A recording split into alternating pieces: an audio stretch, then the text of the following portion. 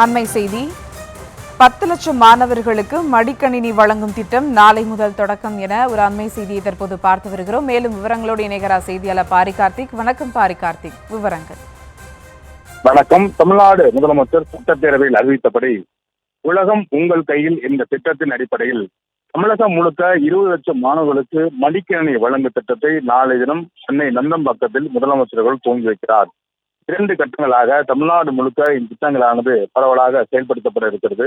ஏற்கனவே அரசுடைய சார்பில் புதுமைத்தின் திட்டம், தமிழ் பொதுநல திட்டம், மேலும் முதல் தலைமுறை பட்டமளிப்பு திட்டம் உள்ளிட்ட பல்வேறு திட்டங்கள் அவர்களுக்கு வழங்கப்பட்ட நிலையில் உலகம் உங்கள் கையில் என்ற அடிப்படையில் வெறும் பள்ளி கல்விக்காக மட்டுமில்லாமல் அந்த மடிக்கணியை வைத்து அவர்கள் வேலைவாய்ப்பை உறுதிப்படுத்திக் கொள்ளவும், உலக தொடர்பை மேலும் விரிவுபடுத்திக் கொள்ளவும் இது பயன்படும் என்று அரசு அறிவித்திருக்கிறது. அதன் அடிப்படையிலே தமிழகம் முழுக்க 20 லட்சம் கல்லூரி படிக்கும் மாணவ மாணவியருக்கு இந்த லேப்டாப் வழங்கப்படுகிறது.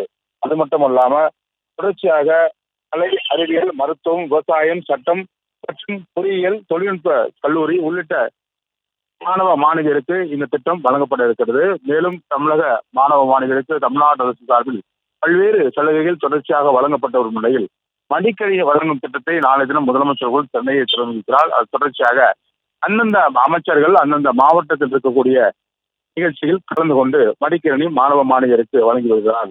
தொடர்ச்சியாக 20 லட்சம் மடிக்கணினியை பொறுத்த வரைக்கும் அனைத்தும் இந்த உலகில் முன்னணி நிறுவனங்களிடமிருந்து வாங்கப்பட்ட மடிக்கணினி. எனவே அவர்கள் வெறும் வேலைவாய்ப்புக்காக, அதாவது வெறும் கல்விக்காக மட்டும் இல்லாமல் வேலைவாய்ப்புக்கும் இது தொடர்ச்சியாக பயன்படுத்தலாம் என்றும் தமிழ்நாடு அரசு சார்பில் அறிவிக்கப்பட்டிருக்கிறது. மாணவ மத்தியிலே மகிழ்ச்சியான திட்டமானது நாளை தினம் முதலமைச்சர்கள் சென்னையில் துவங்கி வைத்திருக்கிறார்.